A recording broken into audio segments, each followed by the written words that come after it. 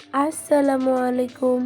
আজকে আমি দেখাবো গ্যাসের চুলায় সহজে নরম তুলতুলে মজাদার চকলেট কেক তৈরি করার জন্য এখানে আমি 3টি নর্মাল টেম্পারেচারে রাখা ডিম নিয়ে নিয়েছি।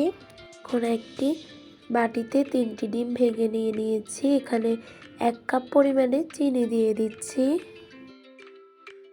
1 চিমটি লবণ দিয়ে দিব। এখন ভালোভাবে চিনি এবং ডিমগুলোকে ফেটিয়ে নিব। চিনিগুলোকে ভালোভাবে ডিমের সঙ্গে মিক্স করে নিতে হবে।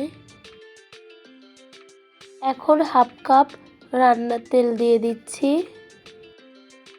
আবারও ভালোভাবে মিশ্রণটিকে মিশিয়ে নিচ্ছি। এখন এখানে শুকনো উপকরণগুলোকে চেলে নিব। তার জন্য এখানে একটি স্ট্রেনারের মধ্যে 2 কাপ ময়দা নিয়ে নিয়েছি, 2 চামচ বেকিং পাউডার, 1/2 চামচ বেকিং সোডা। এখন এখানে দিয়ে দিচ্ছি 1 চামচ ভ্যানিলা পাউডার। আপনারা চাইলে ভ্যানিলা এসেন্সও ব্যবহার করতে পারেন। যদি ভ্যানিলা এসেন্স ব্যবহার করেন তাহলে ডিম গোলার সময়ই ভ্যানিলা এসেন্স দেওয়া লাগবে। এখন 3 টেবিল চামচ কোকো পাউডার দিয়ে দিচ্ছি। এখন সবগুলো উপকরণকে ভালোভাবে চেলে নিয়েছি। দেখুন, এখন ডিমের মিশ্রণটির সঙ্গে শুকনো উপকরণগুলোকে অল্প অল্প করে মিক্স করে নিব।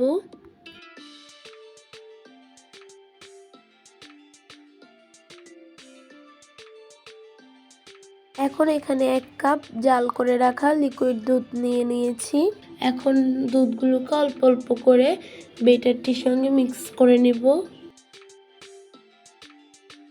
ব্যাটারটি তৈরি করতে 1 কাপ দুধ প্রয়োজন হয়েছে। এখন একটি মোল্ডে অল্প পরিমাণে তেল নিয়ে নিয়েছি। তেলগুলোকে ব্রাশ করে দিব। এখন একটি বেকিং পেপার দিয়ে দিচ্ছি। এখন আরেকটু তেল দিয়ে বেকিং পেপারের উপরেও তেল ব্রাশ করে দিব।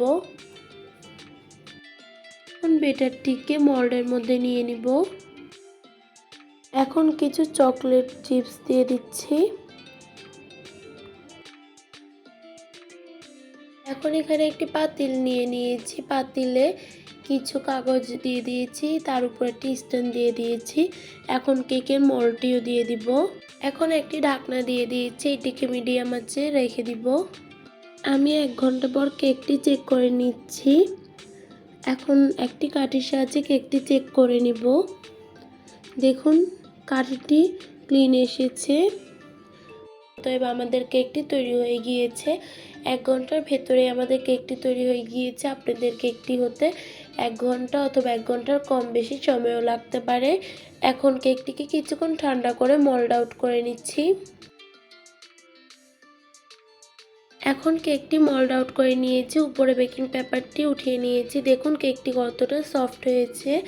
দেখুন, পারফেক্টভাবে মজাদার চকলেট কেক তৈরি হয়ে গিয়েছে। আজকে আমার ভিডিওটি এই পর্যন্ত। ভালো লাগলে অবশ্যই লাইক, কমেন্ট, শেয়ার করে দিবেন এবং আমার ইউটিউব চ্যানেলটি সাবস্ক্রাইব করে দিবেন এবং ফেসবুক পেজটি ফলো করে দিবেন। আসসালামু আলাইকুম।